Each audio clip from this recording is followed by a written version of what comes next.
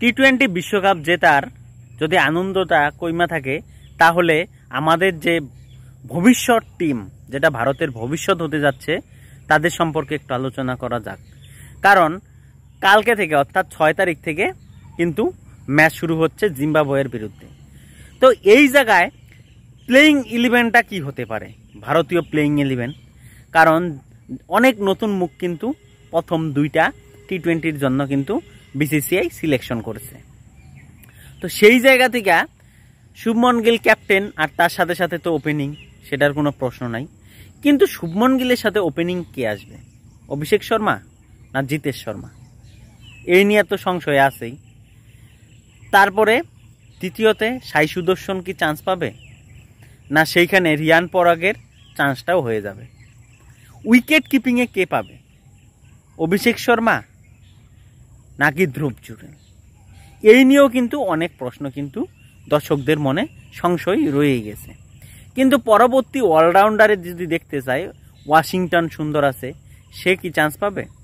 আর সবচেয়ে ভাইটাল ব্যাপার, রিঙ্কু সিং কি এই স্কোয়াডে কি চান্স পাবে?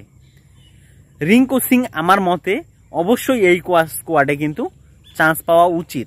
তার সাথে সাথে পরবর্তীতে রবি বিষ্ণুই আছে, আবেশ খান আছে, খলিল আহমেদ আছে, মুকেশ কুমার আছে, অজস্র প্লেয়ার যারা আছে তারা তো এই স্কোয়াডে তো আছে। কিন্তু তারা প্লেয়িং 11-এ জায়গা করে নিতে পারবে কিনা সেটা টিম ম্যানেজমেন্ট আর ক্যাপ্টেনই একমাত্র বলতে পারবে।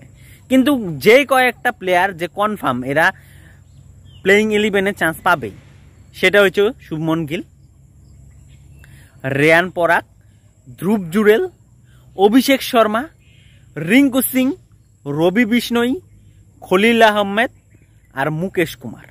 এই কয়েকটা কিন্তু কনফার্ম। কিন্তু বাদবাকি যে 3-4 জন আছে প্লেয়িং 11-এর জন্য, সেই নিয়ে কিন্তু সংশয় আছে।